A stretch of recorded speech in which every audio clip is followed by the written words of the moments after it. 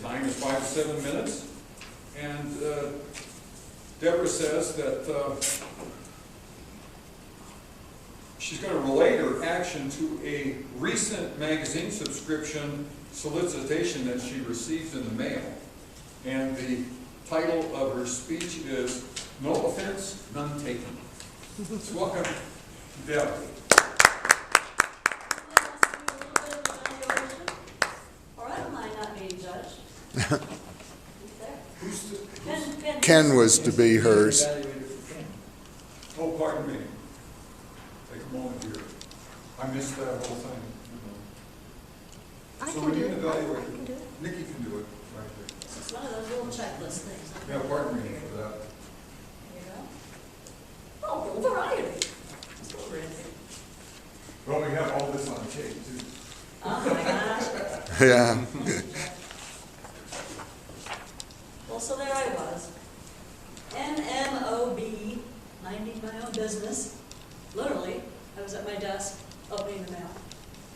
And I get a magazine subscription solicitation. Now, I get several magazines. What's another one? No. So I was intrigued by this particular organization and the magazine they were purporting to mail me. Now, let me tell you for a moment about what I believe a magazine subscription solicitation is a persuasive piece of work. They're trying to persuade me to spend $29.95 per year to sign up and also to read the magazine and to maybe adopt some of their viewpoints. So what did I do? Not really, but just yesterday I looked at Competent Communicator Manual, project number 9, which is persuasive speaking. What does it need to do to persuade somebody? According to our project, and it's a very succinct thing that Toastmasters has, how do you persuade someone? 3 different ways. You can either persuade someone by inspiring them or reinforcing an existing belief or an attitude and inspire them to take action. That's one way. Another way is you can persuade someone to change their mind, change their attitude, or change their behavior. And then the third way you can persuade someone is to have them not only adopt an attitude, but to actually change their behavior and take action right now. So at least 2 out of those 3 a magazine subscription should do. They want me to take action, and they either want me to agree with their viewpoint or change my mind. And how you're supposed to do this persuasively, according to Toastmasters? You use logic, you use emotion, and you use that thing that every audience member has, clicking in the back of their mind, subconsciously or not. What's in it for me? So there's the ground rules. So let me read to you what I received in the mail, and put yourself in my position. See what you would have concluded. This is a magazine called Free Inquiry. Anyone heard of that? Free Inquiry? I looked it up. It is the magazine for the Council for Secular Humanism. The mission, this is the homepage, the mission of the Council for Secular Humanism is to advocate and defend a non-religious life stance rooted in science, naturalistic philosophy, and humanist ethics, and to serve and support adherents of that life stance. As many of you know, I'm religious, deeply religious, but that does not mean I'm not interested, because I like to read different viewpoints. It challenges me, it sharpens my attitude, and sometimes it changes my attitude and behavior. So I'm open to this, so I read a little bit further on the home page.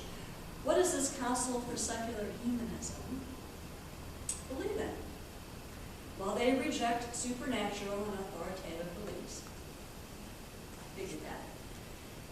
But here's what I like. They affirm that we must take responsibility for our own lives and for the communities and the world in which we live.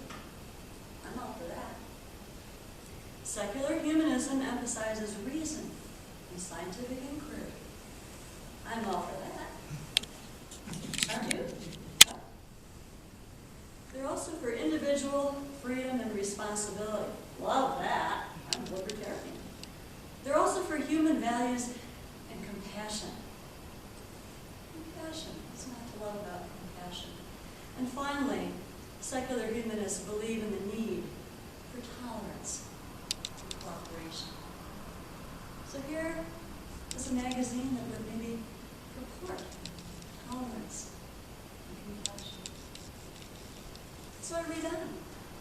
Can't decide? Please read this note from Richard Dawkins. Anybody know who Richard Dawkins is?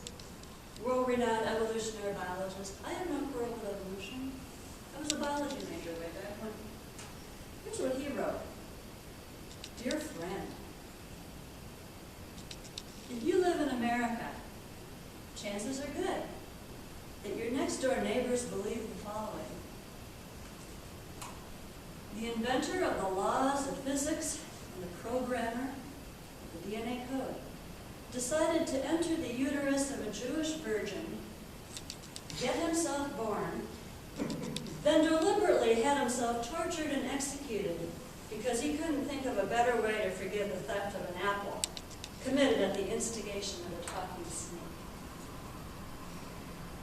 As creator of the majestically expanding universe, he not only understands relativistic gravity and quantum mechanics, he designed them.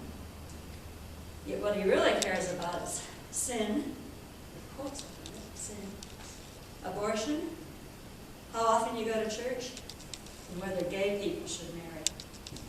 Statistically, the chances are that your neighbors believe all that, and they can vote. In other parts of the world, there's a good chance that your neighbors believe that you should be beheaded if you draw a cartoon of a desert warlord who copulated with a child and flew into the sky and winged home, of course.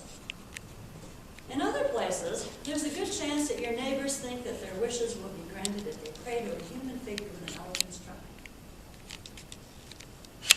Even if your neighbors don't hold any of these mutual contradictory beliefs, they probably take it for granted that we should unquestionably respect those who do.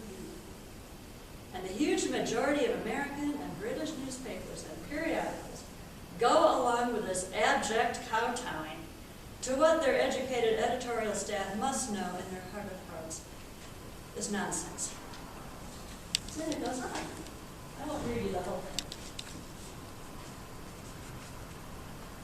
He also says, free inquiry is committed to piercing the darkness, rolling back the fog, and restoring the Enlightenment values and inspiring founders of this great republic. Please subscribe and join me in celebrating a magazine that believes all ideas are open to rational debate and critical examination. A magazine that is not afraid to speak out in languages that flash as clear as a lighthouse on a dark night. Now, a little more research here. As of a few months ago, the world is populated by a little over 7 billion people. 2.3 billion of them profess to be Christian. 1.6 billion of them profess to be Muslim. Almost a billion people profess to be Hindus. You throw in Buddhists and Jews and Sikhs, a lot of other religious people, we're up to 86% of world population believe in something, a religious background, a supernatural background, if you will. Also, if you look throughout history, despite the news back in the 60s that God is dead, God didn't die in the 20th century. If anything, we have more religious believers percentage-wise now than we did in the 60s. And if you go back further from history, people that I would think Richard Dawkins respects, like Socrates, Confucius, and Abraham Lincoln, were deeply religious people.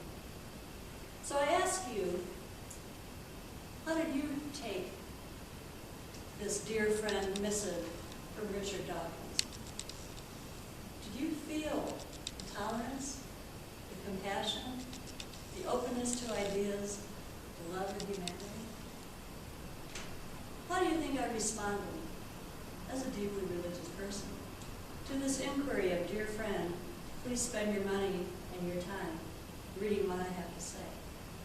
What would you have done if you were me? What do you think I did? I saved this for Toastmasters.